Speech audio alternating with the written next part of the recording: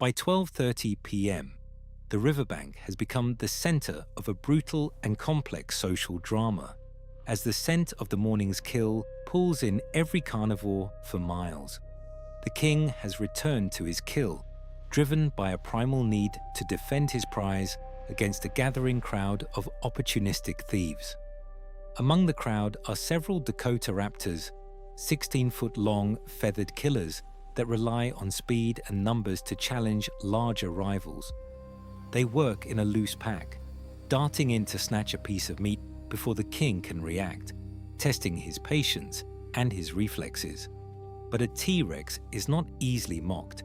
His binocular vision allows him to track multiple moving targets with uncanny accuracy.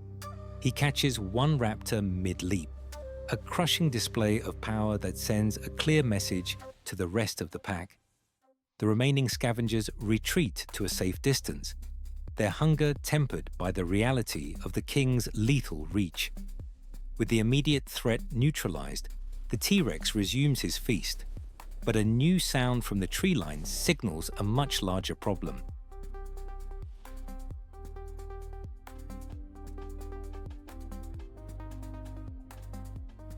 Emerging from the darkness is an older female T-Rex, scarred from decades of battle and nearly as large as the king himself.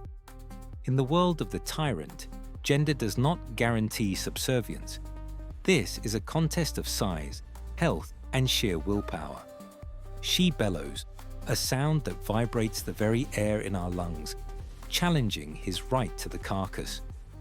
The king responds not with a roar, but with a low-frequency thrum that causes the river water to dance in frantic patterns. It is a standoff of giants.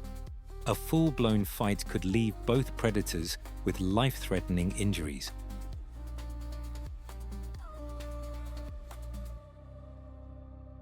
Finally, the female blinks, a subtle acknowledgement of the king's superior condition, and moves toward a secondary piece of the kill. In a rare display of social tolerance, the two titans feed together, a brief truce born of the sheer abundance of the meal. Feeding together is a dangerous dance. Every few minutes, one will snap at the other to remind them of the invisible line between their portions. Their feeding is efficient, using their puncture and pull technique to remove huge chunks of flesh that would choke a smaller animal. By 1:30 p.m., the carcass is largely skeletal, and the heat of the sun is beginning to trigger the first signs of post-meal lethargy. The female is the first to leave, heading back into the deep forest to find a place where she can digest in solitude. Now alone, the king turns his attention to the largest bones. His stomach acid is strong enough to dissolve them entirely over the next few days. As he finishes, a group of pteranodons circles low, their shadows dancing over the mud like giant skeletal ghosts. He lets out a final wet huff, clearing his throat of bone shards before moving toward a nearby mud wallow. The mud serves a dual purpose. It cools the skin and creates a protective barrier against the stinging insects of the marsh. He looks less like a king now and more like a part of the earth itself, camouflaged by the grey silt of the riverbank. The sounds of the forest begin to return to normal. The smaller animals realize the danger has shifted from active hunting to resting. But the peace is an illusion. In the Cretaceous, the next threat is often just a heartbeat away. A stray spark of instinct wakes him. He doesn't open his eyes, but his nostrils flare, tasting the air for an intruder. It is a lone Triceratops, a massive bull that has wandered too close to the scent of the T-Rex while searching for water. This is a dangerous encounter for both. At this time of day, neither wants a fight, but neither can afford to back down.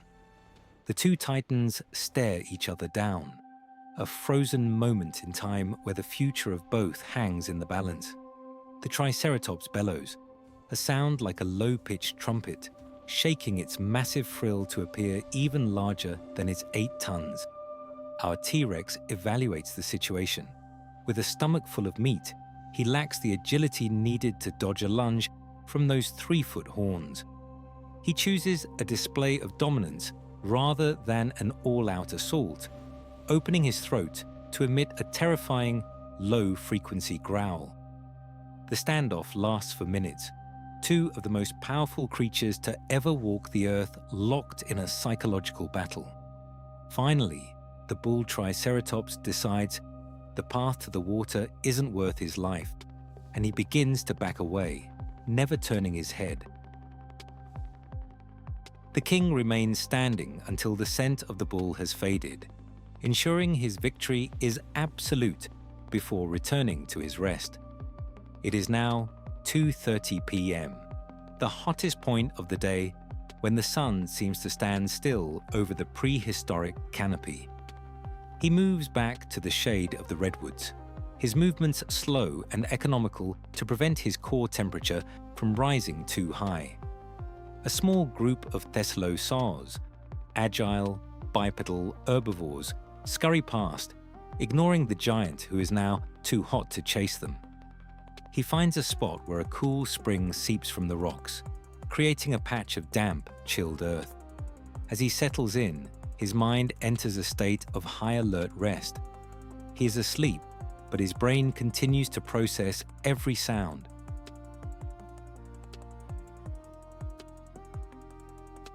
The midday feast is now a memory, and the long process of turning protein into power begins deep within his digestive tract. In the distance, the sound of a collapsing tree reminds him that he is not the only giant shaping this landscape.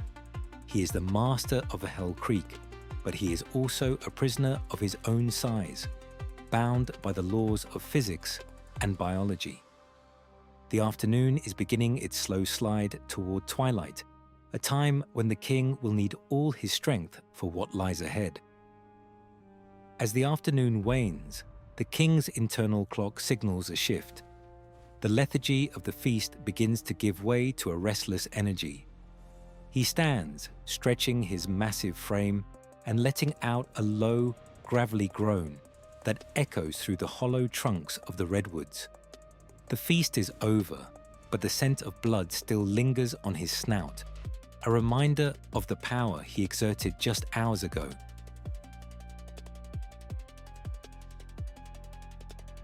He heads back toward the river, but this time his path is blocked by a fallen titanosaur, a mountain of flesh that has succumbed to age. While the T-Rex is a hunter, he is also a pragmatist. The chance to scavenge from such a massive source of protein is too good to pass up.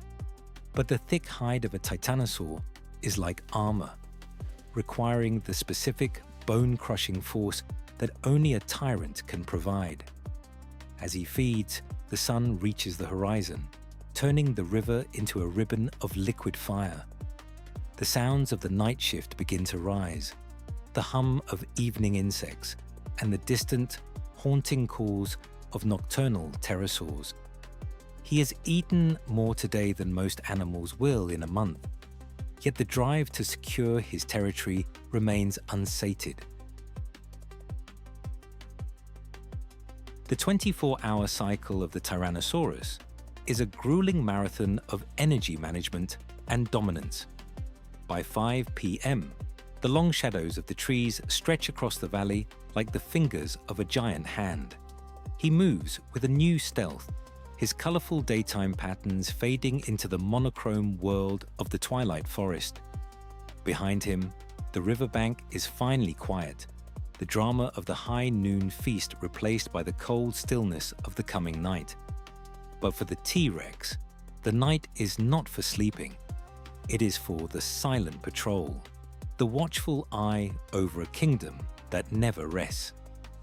Join us in the next chapter as the sun disappears entirely and we witness the king's secret life under the stars.